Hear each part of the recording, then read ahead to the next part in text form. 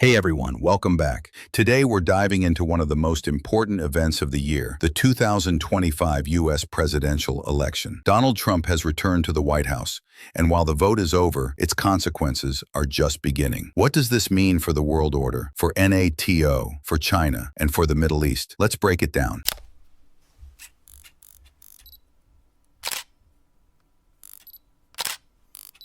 In the 2025 U.S. election, Donald Trump secured a second term as president. For many analysts, this result is more than a domestic political comeback. It's a potential turning point for global power dynamics. World leaders have already begun reacting, some cautiously optimistic, others deeply concerned. With Trump back in charge, Washington's foreign policy is likely to take a sharp turn toward nationalism, protectionism, and a transactional approach to diplomacy. So what are the early signals of the new Trump doctrine? First, a shift toward America first in foreign aid and international cooperation. Expect cuts to global development programs and a tougher stance on international institutions like the UN and WHO. Second, a renewed focus on trade wars and tariffs. Trump has already hinted at revisiting trade agreements, especially with China and the European Union. Third, a more selective approach to security alliances. NATO commitments may once again come with a price tag, and Washington could demand that allies pay their share or risk losing U.S. protection. Let's look at three key regions that could feel the biggest impact: NATO and Europe. Trump's skepticism toward NATO isn't new. European countries may now accelerate their own defense initiatives, fearing a weaker U.S. commitment. The debate over Europe's strategic autonomy could finally gain momentum. China and the Indo-Pacific. U.S.-China rivalry is set to intensify. Expect new sanctions, technology restrictions, and a continuation of economic decoupling. The South China Sea and Taiwan could become even more volatile flashpoints. The Middle East. Trump's approach to the region tends to focus on deals over diplomacy. Washington may distance itself from long-term commitments